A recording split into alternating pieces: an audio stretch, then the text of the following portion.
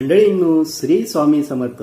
तर आजच्या या छोट्याशा व्हिडिओमध्ये आपण स्वामींबद्दल आपलं आचरण, स्वामी सेवेत असलेलं आपलं आचरण या छोट्याशा व्हिडिओच्या माध्यमातून आपण बघणार आहे.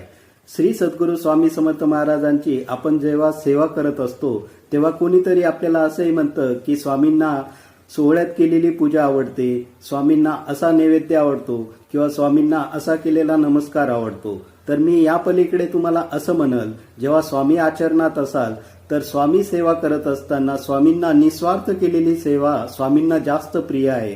त्याचसोबत अगदी श्रद्धाभावाने केलेला नमस्कार म्हणजे तो मग तुम्ही घरात बसून जरी केला तरी तो स्वामींपर्यंत पोहोचतो.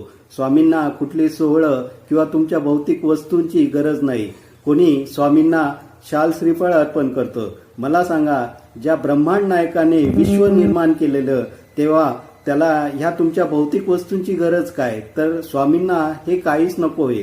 स्वामींना काही अर्पण करायचं असेल तर तुमची निस्वार्थ सेवा आणि निस्वार्थ मनाने केलेली पूजा स्वामींना अतिप्रिय आहे. आणि स्वामींचरणी तुम्हाला अर्पण करायचं तर तुमची संकट, दुःख, अडचणी आणि स्वामींना ते समर्पित करा. तर ते स्वामी तुम्हाला त्या संकटातून, दुःखातून, अडचणीतून कायम बाहेर काढतील आणि कायम तुमच्या पाठीशी उभे राहतील. प्रत्येक संकटात तुम्हाला तारतील आणि संकटाला सामोर जाण्याची क्षमता तुमच्यात निर्माण करतील. तुम्ही बघितलं असेल, श्री सद्गुरू स्वामी समर्थ महाराज म्हणजे दत्त महाराजांचे अवतार. तर दत्तगुरूंच्या पाठी बघितलं तर गाय आहे आणि आजूबाजूला श्वान आहेत. तर याचा अर्थ असा की तुम्ही प्राणी मात्रांवर पण दया करा, माणूस म्हणून जगा आणि मानव धर्म कायम पाळा.